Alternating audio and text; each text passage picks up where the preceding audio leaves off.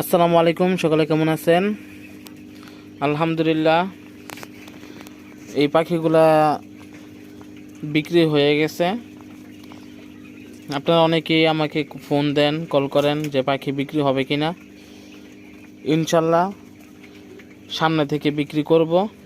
Machine আনা হয়েছে, আরেকটা মেশিন এনেছি নতুন, তো ওইটা দিয়ে বাচ্চা ফুটিয়ে তারপর বিক্রি করব। আর আপনার কারো যদি বাচ্চা লাগে আমার সাথে যোগাযোগ করবেন, আমি আপনাদেরকে পরবর্তী ভিডিওতে জানিয়ে দিব।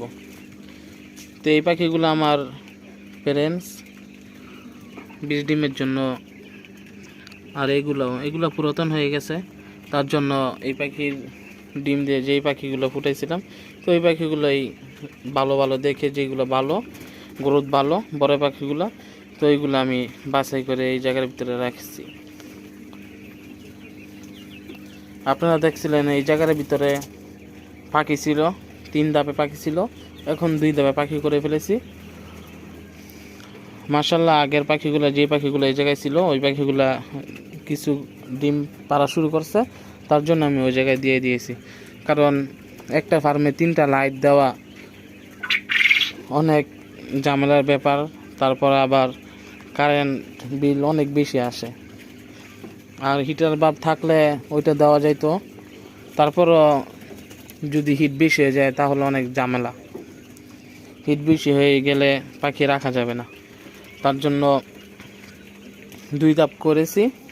1 ধাপের ভিতরে সব একদিনের থেকে শুরু করে বোর্ডিং করা শেষ হওয়ার পর এই জায়গার ভিতরে ইনশাল্লাহ সামনে থেকে আমি পাখি বিক্রি করব। আর কারো যদি পাখি লাগে এসে নিয়ে যেতে হবে, দেখে পাখি নেবেন, কেউ প্রতারিত হবেন না। খুব সাবধান, পাখি আপনারা দেখে বুঝে নেবেন, পাখি অসুস্থ আছে কিনা, সুস্থ আছে কিনা, বা পাখির গ্রোথ কেমন, পাখির বয়স কেমন, সব কিছু দেখে এ টু জেড আপনারা দেখে নেবেন।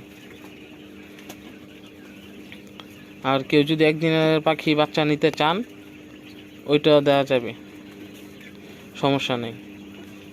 আপনাদেরকে আমি জানিয়ে দিব যখন বাচ্চা হবে, আমি আপনাদেরকে ইনশাল্লাহ বাচ্চা দেওয়ার চেষ্টা করব। আমাকে সবাই ফোন দেন, কল করেন। এখন কেউ ফোন দিবেন না, কল করবেন না, আমি আপনাদেরকে পরবর্তীতে জানিয়ে দিব। আর আপনারা শীতের ভিতরে খুব ভালোভাবে যত্ন নেবেন, কেয়ার করবেন যাতে পাখির কোনো সমস্যা না হয়।